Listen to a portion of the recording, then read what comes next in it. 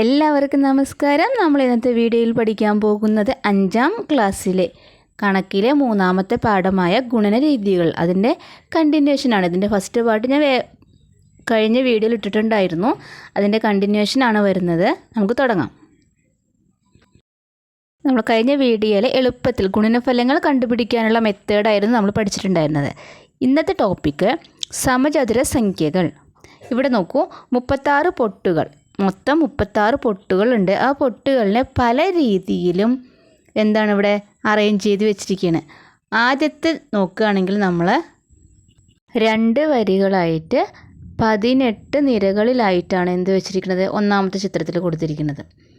രണ്ടാമത്തേൽ നോക്കുകയാണെങ്കിൽ 3 വരിയിൽ ഓരോ വരിയിലും 12 എണ്ണം വീതം. അടുത്തത് 9 എണ്ണം. 9 എണ്ണം എന്ന് പറയുമ്പോൾ എത്ര വരിയായിരുന്നു അവിടെ? 4 വരിയിൽ ഓരോന്നിലും 9 പൊട്ടുകൾ വീതം കൊടുത്തിട്ടുണ്ട്. നാലാമത്തെ ചിത്രത്തിലെന്ന് പറഞ്ഞാൽ നിരയിലും വരിയിലും തുല്യമായ നമ്പേഴ്സാണ് അവിടെ ഉള്ളത്, 6 എണ്ണം വീതം. ഇനി വേണമെങ്കിൽ ആദ്യത്തെ 3 ചതുരങ്ങളെയും തിരിച്ചു വയ്ക്കുക. എന്നിട്ട് ഇതിൽ ഒരെണ്ണം മാത്രം വിശേഷപ്പെട്ട ചതുരമാണ്. അത് ഏതാണെന്ന് ചോദിച്ചിട്ടുണ്ട്. ഇനി എത്ര പൊട്ടുകൾ എടുത്താലും ഇതുപോലെ സമചതുരം ഉണ്ടാക്കാൻ പറ്റുമോ? എത്ര പൊട്ടുകൾ എടുത്താലും എന്ന് വെച്ചാൽ നമ്മൾ കുറച്ച് നമ്പേഴ്സ് ഉണ്ട്. ആ നമ്പേഴ്സ് എടുത്താലും നമുക്കിതുപോലെ സമചതുരം വരിയിലും നിരയിലും ഒരേപോലെ എണ്ണം പൊട്ടുകൾ വന്നാൽ മാത്രമേ അത് സമചതുരം ആവുള്ളൂ, അല്ലേ? അപ്പോൾ അത് ചില നമ്പേഴ്സ് വന്നു കഴിഞ്ഞാൽ നമുക്ക് എന്ത് ചെയ്യാം? ഇതേപോലെ സമചതുരം ഉണ്ടാക്കാൻ പറ്റും. 36-നേക്കാൾ കുറവായ ഏതെങ്കിലും എണ്ണം പൊട്ടുകൾ കൊണ്ട് സമചതുരം ഉണ്ടാക്കാൻ പറ്റുമോ? പറ്റും. അതായത് 36-ന് താഴെയുള്ള 25, 16, 9, 4 ഇത്ര എണ്ണം പൊട്ടുകൾ ഉണ്ടെങ്കിൽ നമുക്ക് എന്ത് ചെയ്യാൻ പറ്റും? ഒരു സമചതുരം ഉണ്ടാക്കാൻ പറ്റും. ഇനി ഇവിടെ താഴത്തെ കുറച്ചെണ്ണം കൊടുത്തിട്ടുണ്ട്. നോക്കൂ, 36 = അല്ലേ? 6 × 6, 25, 5 × 5, 16, 4 × 4, 9, 3 × 3, 4, 2 × 2, 36, 25, 16, 9, 4 എന്നീ നമ്പറുകൾ പൊട്ട് നമുക്കുണ്ടെങ്കിൽ എന്ത് ചെയ്യാൻ പറ്റും? ഇതുപോലെ തുല്യ സമചതുരത്തിൽ നമുക്ക് ഉണ്ടാക്കാൻ പറ്റും. അതുപോലെ തന്നെ 36 കൂടിയത് ഏതൊക്കെയാണെന്ന് ചോദിച്ചു കഴിഞ്ഞാൽ 49, 64, 81, 100 ഈ നമ്പർ ഇത്രയും എണ്ണം പൊട്ടുകൾ ഉണ്ടെങ്കിൽ നമുക്ക് എന്ത് ചെയ്യാൻ പറ്റും? ഇതേപോലെ സമചതുരം ഉണ്ടാക്കാൻ പറ്റും. ഇത്തരം സംഖ്യകളെയാണ് നമ്മൾ എന്ത് പറയുന്നതെന്നറിയോ? സമചതുര സംഖ്യകൾ എന്ന് പറയുന്നത്. ഒരു സംഖ്യയെ അതേ സംഖ്യ കൊണ്ട് തന്നെ ഗുണിച്ച് കിട്ടുന്നവയാണ് സമചതുര സംഖ്യകൾ. എന്താണ് സമചതുര സംഖ്യകൾ എന്ന് പറയുന്നത്? സമചതുര സംഖ്യകൾ എന്ന് പറഞ്ഞാൽ എന്താണ്? ഒരു സംഖ്യയെ അതേ സംഖ്യ കൊണ്ട് തന്നെ ഗുണിച്ച് കിട്ടുന്ന സംഖ്യയാണ്, അല്ലേ? അപ്പോൾ ഒന്നിനെയും നമുക്ക് സമചതുര സംഖ്യയുടെ കൂട്ടത്തിൽ പെടുത്താൻ പറ്റും. ഇനി നോക്കൂ, 36 കഴിഞ്ഞുള്ള അടുത്ത സമചതുര സംഖ്യ ഏതാണ്? അതെങ്ങനെ നമ്മൾ കണ്ടുപിടിക്കുക എന്ന് ചോദിച്ചു കഴിഞ്ഞാൽ 36 എന്നുള്ളത് കിട്ടിയത് എങ്ങനെയാണ്? 6 × 6 ചെയ്തപ്പോഴാണ്, അല്ലേ? അപ്പോൾ 6 കഴിഞ്ഞുള്ള തൊട്ടടുത്ത നമ്പർ ഏതാ? 7. ഈ 7നെ 7 കൊണ്ട് തന്നെ ഗുണിക്കുമ്പോൾ കിട്ടുന്ന ഉത്തരം എന്തായിരിക്കും? 49. അതിനടുത്തത് എന്ന് പറയുന്നത് 8 ആയിരിക്കും. 7 കഴിഞ്ഞ് എന്താ? 8 ആണ്. അതായത് 49 കഴിഞ്ഞാൽ അടുത്ത സമചതുര സംഖ്യ എന്ന് പറയുന്നത് 64 ആണ്. ഇനി കുറച്ച് ചിത്രങ്ങൾ തന്നിട്ടുണ്ട്. ഇവിടെ നോക്കൂ, ഈ പൊട്ടുകളെല്ലാം അതായത് സമചതുര സംഖ്യകൾ ഉള്ള പൊട്ടുകളാണ് ഇതിൽ. അതായത് എല്ലാ സമചതുരങ്ങളാണ്. ഇതിലെ ഓരോ നമ്പേഴ്സിനും അതായത് 4, 9, 16, 25 എണ്ണം പൊട്ടുകൾ വീതമുള്ള സമചതുരങ്ങൾ ഉണ്ടാക്കിയിട്ടുണ്ട്. അപ്പോൾ 4 പൊട്ടുകളിൽ നോക്കൂ, 4 = 1 + 3, അല്ലേ? 1 + 3 കൂട്ടുമ്പോൾ 4 കിട്ടി. ഇനി അതുപോലെ 9 കിട്ടാൻ എന്താ ഉപയോഗിച്ചത്? 1 + 3 + 5 എല്ലാം ഒറ്റ സംഖ്യകളാണ്, തുടർച്ചയായിട്ട് വരുന്ന ഒറ്റ സംഖ്യകളാണ്.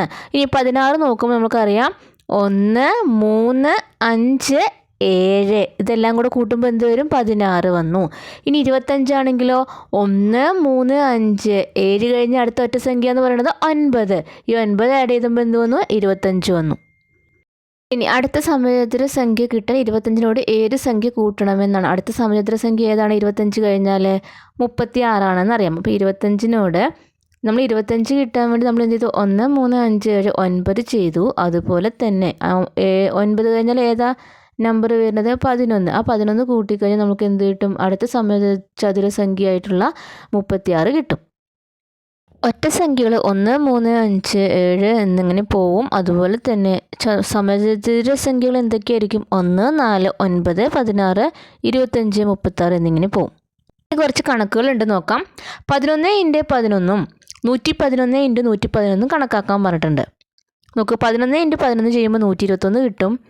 111 × 111 ചെയ്യുമ്പോൾ കിട്ടും 12321. ഈ നമ്പറിനൊരു പ്രത്യേകതയുണ്ട്, നോക്കിക്കോ.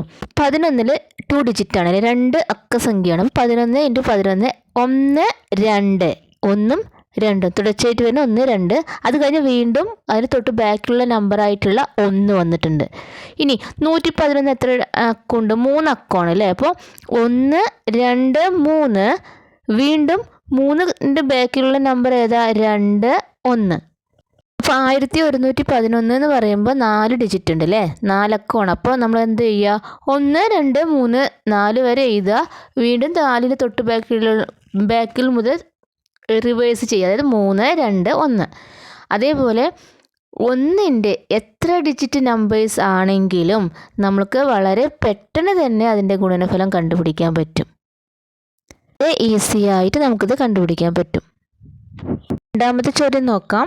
ചുവടെയുള്ള കണക്കുകൂട്ടലുകൾ നോക്കാൻ. 1 + 3 4, 4 + 5 9. അതായത് 1 + 3 കൂട്ടി കിട്ടിയ ഉത്തരത്തിൻ്റെ കൂടെ വീണ്ടും 3 കഴിഞ്ഞിട്ടുള്ള ഒറ്റ സംഖ്യ, അതായത് 5 കൂട്ടി, അപ്പോൾ 9 കിട്ടി. ഇനി 9ൻ്റെ കിട്ടിയ 9ൻ്റെ കൂടെ 9ൻ്റെ തൊട്ടടുത്തുള്ള, അതായത് 5ൻ്റെ തൊട്ടടുത്തുള്ള ഒറ്റ സംഖ്യ ആയിട്ടുള്ള 7 കൂട്ടി, അപ്പോൾ എത്ര കിട്ടി? 16 കിട്ടി. ഈ നമ്പറുകളെല്ലാം സമചതുര സംഖ്യകളാണ്. അങ്ങനെയാണെങ്കിൽ തുടർന്നുള്ള 100 വരെയുള്ള സമചതുര സംഖ്യകൾ കണ്ടുപിടിക്കാൻ പറഞ്ഞിട്ടുണ്ട്. ഓരോ കൂട്ടിയ ഉത്തരത്തിനോടൊപ്പം തന്നെ തൊട്ടടുത്തുള്ള ഒറ്റ സംഖ്യ കൂട്ടുമ്പോൾ നമ്മൾക്ക് എന്ത് കിട്ടും? ആൻസർ കിട്ടും. 1, 3, 5 എന്നിങ്ങനെയുള്ള ഒറ്റ സംഖ്യകൾ എത്ര എണ്ണം കൂട്ടിയാലാണ് 400 കിട്ടുക? അത് 20 എണ്ണം. അത് ഏതൊക്കെയാണ് അവിടെ കൊടുത്തിട്ടുണ്ട്. അതിൽ ഏറ്റവും അവസാനം കിട്ടുന്ന ഒറ്റ സംഖ്യ എന്ന് പറയുന്നത് 39 ആണ്.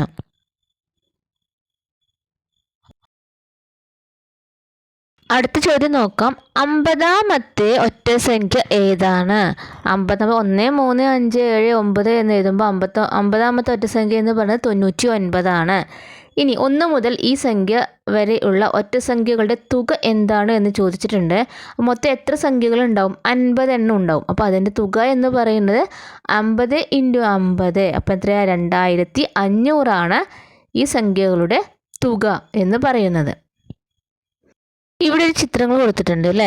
എല്ലാം സമചതുര സംഖ്യകളാണ്. അപ്പോൾ ഒന്നാമത്തെ ചിത്രത്തിൽ നോക്കൂ. 4 = 1 + 2 + 1 ഇട്ടു, അല്ലെ. നമ്മൾ നേരത്തെ ചെയ്തിട്ടുണ്ടായിരുന്നു ഈ ഒരു മെത്തേഡ്. ഈ രീതിയിൽ 25നെ തുകയായി പിരിച്ചെഴുതുന്നത് എങ്ങനെയാണ്? നോക്കൂ, 16ന് എങ്ങനെ കിട്ടിയത്? 1, 2, 3, 4, അല്ലേ. 4 × 4 ആണ് 16. 4ന് ശേഷം എന്ത് ചെയ്തു?